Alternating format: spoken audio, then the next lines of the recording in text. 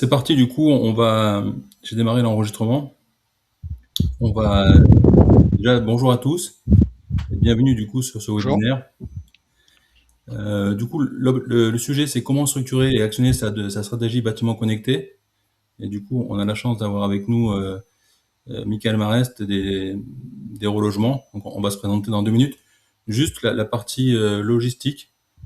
Donc, comme indiqué, le webinaire est enregistré et les micros sont coupés, mais on laissera 5 minutes à la fin pour qu'on puisse poser ses questions. Et voilà, si vous souhaitez, vous pouvez quand même poser des questions dans le chat. Il y a Théophile qui est avec nous qui pourra faire le résumé des questions. Donc, on est parti. Du coup, je suis enchanté, Michael Viala. Moi, je suis du coup directeur de projet chez Granit et j'ai la chance du coup d'animer ce webinaire. Donc, Granit, on est un cabinet de conseil qui accompagne les directions techniques sur tous les sujets liés à la donnée technique et notamment aux objets connectés. Donc, ça va être le sujet d'aujourd'hui, mais pas que. Et donc moi j'ai la double expérience. En fait, j'ai été pendant 8 ans directeur du patrimoine dans une chaîne hôtelière, mais aussi dans une expérience précédente en tant que DSI. Du coup, ça me permet d'avoir cette double compétence qui est très utile pour gérer les données techniques du bâtiment et comprendre les enjeux. Et donc je suis accompagné de Michael Marest. Je te laisse te présenter, Michael, du coup. Ouais, donc je suis Michael Marès. Bonjour à tout le monde. Et bon, moi, ça fait 2 ans que je suis chez Relogement en tant que responsable data patrimonial. Et auparavant, j'étais déjà plongé dans un univers très technique hein, autour de la maintenance du patrimoine et avec en parallèle toujours un côté digital. Alors digital au sens large, hein. Ça va de la GMAO en passant par les SIG et l'IoT et les GTB. Donc, bon, voilà, ça m'a toujours animé depuis presque une vingtaine d'années. Et donc, maintenant, un nouveau challenge chez Aero Logement. Super. En tout cas, merci pour le partage d'informations. Donc, tu peux peut-être rapidement présenter Relogement en quelques lignes. Bah, Aero Logement, donc on est une entité qui gère environ 15 000 logements. On est 252 collaborateurs. Et ce qu'il faut retenir, c'est que chez Aero Logement, la direction générale est pleinement engagée sur les sujets d'innovation et en particulier sur la data. Donc c'est vraiment un axe stratégique fort chez nous. Et donc voilà, Mais tu as c'est pour ça raison. aussi qu'on lance des projets Ouais. T'as sur cette thématique, hein. T'as raison de le mentionner parce qu'on va en reparler tout à l'heure, notamment en termes de levier et de réussite. C'est important que la direction soit impliquée. Donc là, aujourd'hui, le sujet, c'est structurer une stratégie bâtiment connecté. Donc la réponse qui a été proposée par Granit, c'est une définition d'une feuille de route, donc qui a plusieurs aspects, dont la mise en place d'objets connectés. Et là, aujourd'hui, on est en plein dans la partie déploiement d'objets connectés. Donc c'est ça qui est intéressant. Donc, ce qu'on va vous proposer, du coup, le début de l'histoire, en fait, c'était la mise en place d'un audit de maturité. Donc ça nous permet de faire un tour d'horizon et de construire avec les relogements une feuille de route sur la donnée technique. Donc cette feuille de route, en fait, elle permet de définir les différentes étapes que vous avez sous les yeux. Et donc c'est dans l'ordre de la manière dont ça a été fait. Et donc à la suite de cet audit de maturité, on a formalisé du coup notamment un cahier des charges sur la partie plateforme data. Et je crois d'ailleurs que, Michael, c'est là où tu es arrivé, non, à la fin de cette mission. Oui, bon, en fait, je suis arrivé à la fin de l'audit de maturité et pour mettre notamment en place le projet de plateforme data. Euh, voilà, il y a 2 ans. Et voilà, c'est quand même un poste de ce type est nécessaire pour mettre en place tous ces projets, hein, parce que il faut les suivre, il faut les animer. Et c'est très important aussi de faire le lien en fait entre la partie métier et la partie SI, on va dire, pour en tirer le meilleur en fait de tout, hein. Hmm. Et d'ailleurs, c'est vrai que dans l'audit de maturité, quand on le reprend, on avait bien insisté sur la mise en place d'une ressource et qui puisse gérer le projet. Et d'ailleurs, c'est ce qui a été fait chez Aérologement là-dessus. Du coup, après cette mise en place de plateforme, du coup, on a proposé de mettre en place un POC, donc un test en fait qui nous a permis du coup de déployer une trentaine de capteurs sur quelques résidences, sur un cas d'usage précis. Et donc, l'intérêt du POC pour toi, Michael, ça a été quoi en fait? Qu'est-ce que tu en retiens du coup de ce POC? Bah, le POC, c'est une phase expérimentale donc qui est vraiment intéressante et j'ai envie de dire nécessaire sur plusieurs points. Donc le premier, c'est de vérifier que techniquement ce qu'on a imaginé, ça fonctionne, hein. Bon là, on va plus loin que LoRa. On a aussi l'intégration qui va jusque ramener la donnée depuis le capteur en passant par réseau LoRa et jusqu'à la plateforme data. Donc ça, c'est le premier point, la vérification technique. Et puis pour moi, je pense que le plus important, c'est vraiment de confirmer ou de réaligner en fait ces objectifs et tout le recueil data qu'on va faire avec ces capteurs, hein, parce que bon voilà, il faut pas. Le danger, c'est de trop vouloir ramener de données et passer à côté de notre objectif. Donc ça sert à ça aussi le POC de bien aligner tous ces critères pour avoir ensuite un déploiement à grande échelle efficace. Ouais. Après, il y a aussi une dernière vertu, c'est que ça permet l'acculturation technique, hein. Bon, pour moi, c'était pas nouveau, mais pour l'entreprise, c'est un sujet qui est nouveau et ça permet aussi de commencer de la communication sur ce projet. Exactement. Et puis, du coup, en fait, sur ce POC, ça permet aussi de consolider l'étape suivante qui était la stratégie IoT. Alors, la stratégie, on l'avait déjà abordée dans la feuille de route, mais le POC nous a permis de bien valider les orientations et, comme tu dis, être vraiment précis sur la partie cas d'usage. Donc ça, là, du coup, on a formalisé voilà une étude d'opportunité et une étude technique et financière qui, d'ailleurs, qui a été présentée en comité de direction et qui a été appréciée là-dessus. Donc c'est important d'avoir dans ce sens la partie POC et la partie après formalisation de la stratégie. Et donc, une fois qu'on a fait valider cette stratégie, et les atterrissages financiers associés et surtout les ROI associés, ça c'est important d'en parler. On a pu du coup déployer, enfin formaliser une étude radio qui a consolidé aussi ces éléments financiers pour arriver à la fin du coup au déploiement des objets connectés qui a démarré il y a 5 semaines. Enfin, la validation, et c'est ça, Michael, a été faite en fin d'année et le C'est déploiement ça. a démarré il y a 5-6 semaines là-dessus. Tu peux C'est nous ça. dire du coup quelques mots là sur la partie déploiement? Bah, sur la partie stratégie, déjà, alors, nous, ce qu'on a souhaité, c'est vraiment définir une installation technique qui soit pérenne dans le temps, hein. Donc avec beaucoup de résilience à toutes les étapes et qui soit aussi qui nous permette d'avoir une viabilité économique sur toute la durée et de maîtriser les coûts et de pas être captif aussi d'une technologie alors sur tous les maillons qu'on va voir ensuite, hein. Donc ça c'était vraiment l'axe stratégique technique. Et puis après, oui, la couverture LoRa qui permet voilà, d'affiner cela pour le déploiement en grande échelle qu'on a démarré début janvier. Donc les marchés ont été lancés au mois de septembre et on a vraiment démarré le projet fin décembre avec une phase de mise en place d'une durée de 2 mois avec l'intégrateur. Exactement. Et encore une fois, le rôle de l'AMO et notre rôle Granit, en fait, ça a été sur chaque étape de s'assurer justement, comme tu dis, d'être souverain sur la donnée, souverain sur la méthode et de pas appartenir à des solutions clés en main, qui est souvent un peu un danger dès qu'on cherche à évoluer ou on cherche à intégrer d'autres cas d'usage. Donc nous, on a été vigilants là-dessus et il y a eu un bon écho chez vous, quoi. Oui, il faut pas hésiter à se faire accompagner justement par un prestataire extérieur qui a une vue d'ensemble, et ça permet d'accélérer les projets surtout et de les Mm. sécuriser.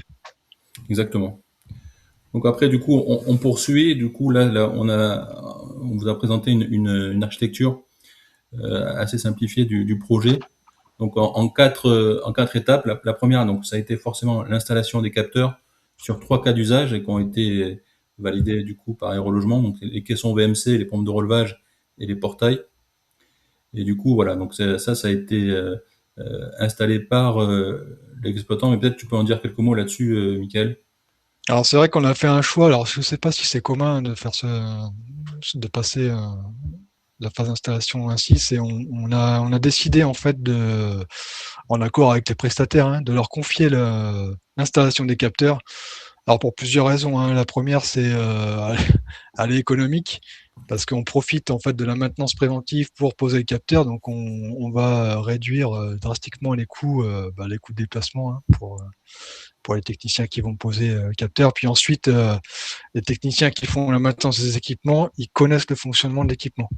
Donc ça peut paraître bête, mais sur un caisson, si on est électricien, j'ai envie de dire, on peut se tromper et poser le capteur au mauvais endroit, hein.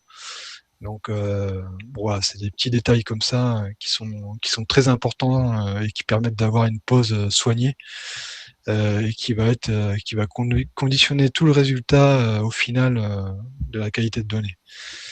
Il y a aussi, ça permet aussi d'éviter les phénomènes d'interface, d'avoir le même prestataire qui fait la maintenance et qui fait la pause.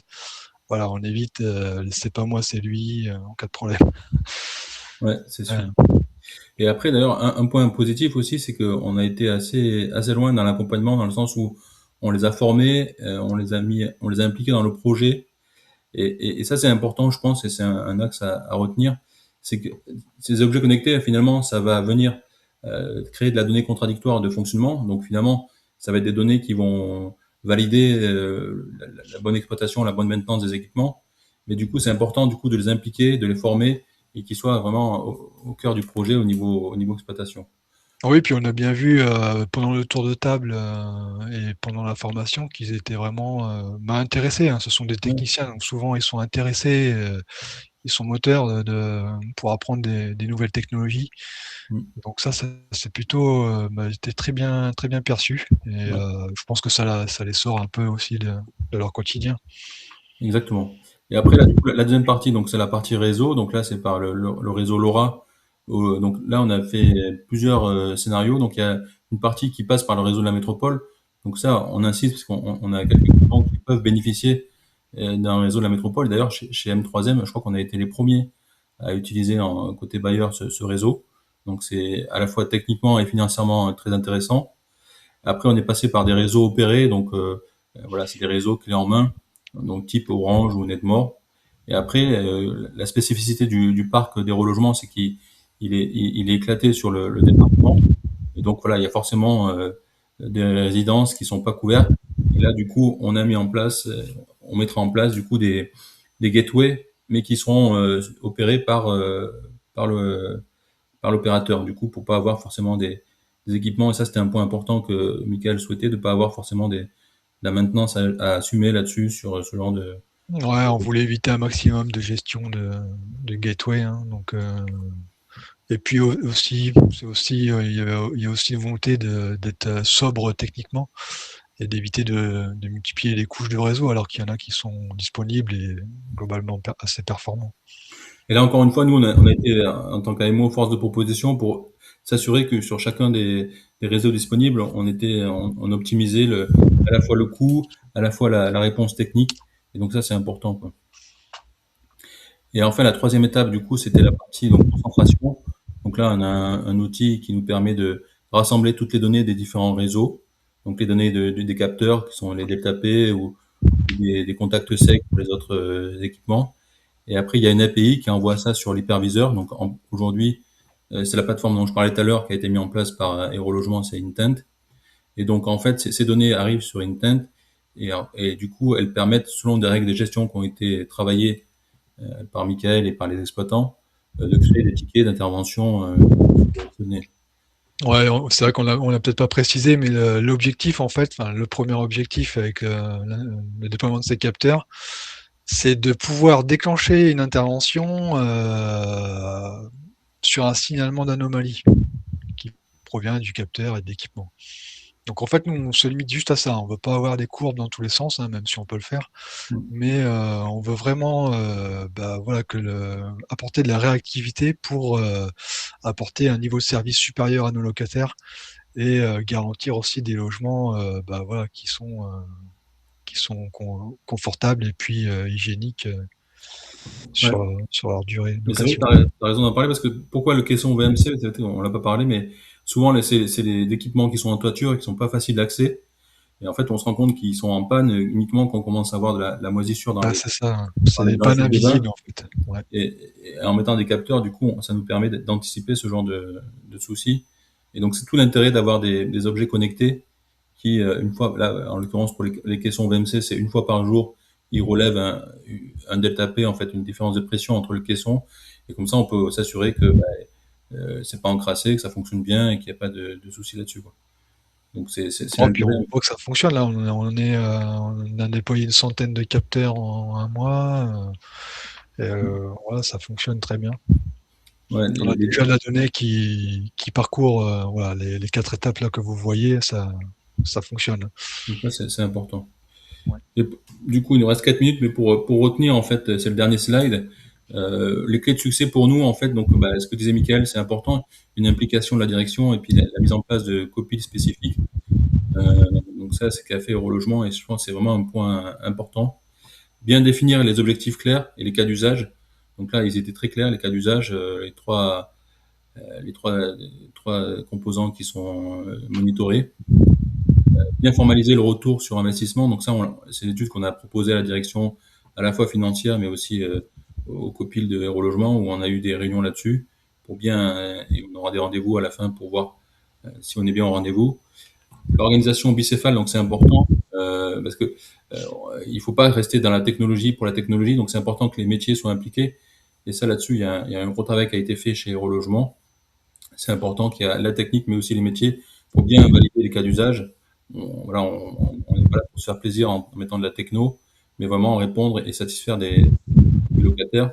Et le dernier, en fait, ce qu'expliquait aussi Michael, c'est le focus sur la com. Donc ça, il y a un gros effort qui a été fait sur la com. Donc tu peux peut-être en dire quelques mots là-dessus, sur les clés de succès. Oui, bah, la communication chez Relogement, elle est importante sur ce sujet, hein. Déjà, par le directeur, hein, lors de rassemblements du personnel, de séminaires, et puis aussi au travers bah, nos outils de communication interne, les newsletters, les petites, voilà, l'actualité en interne. Et en plus de ça, on a un copil, il s'appelle le copil numérique, c'est animé par la DSI et ça balaye tous les projets data SI de l'entreprise. Donc là, on fait un focus sur le projet IoT. Donc voilà, tous les 2 ou 3 mois, il y a ce petit rappel sur l'avancement du projet. Et puis en plus, on a toute une gouvernance qui a été mise en place sur le projet lui-même avec bah, le comité de pilotage, euh, avec la participation des directeurs qui suivent le projet de très près. Et puis après, des comités techniques et des comités plus opérationnels au niveau du projet qui se font de manière plus récurrente. Et c'est vrai que ça, c'est un point qui est très important, hein, de communiquer, de montrer que ça fonctionne et puis que ça va faire aussi évoluer les fonctionnements en interne. Quand tout sera en place, bon voilà, il y a les process qui vont, alors pas forcément évoluer en interne, mais surtout côté exploitant. Et avec eux aussi, on mène aussi Ok, des communications régulières pour, bah voilà, pour aligner en fait la technologie, la data avec bah, l'organisation et puis voilà, le résultat qu'on attend sur le terrain. ok, on arrive à la fin du coup. On a eu un petit signal là-dessus. Donc, je sais pas si vous avez des questions. Dans tous les cas, vous avez mon mail sous les yeux et mon téléphone que je pourrais les transmettre aussi à Michael s'il y a besoin. Donc, n'hésitez pas à nous solliciter pour un retour d'expérience ou partager des sujets. On est à votre écoute, à votre disposition et il y aura un replay là-dessus s'il y a besoin. Mais voilà, donc on a voulu faire simple. C'est assez court le format, mais on reste à votre écoute et à votre disposition si besoin. Merci beaucoup en tout cas.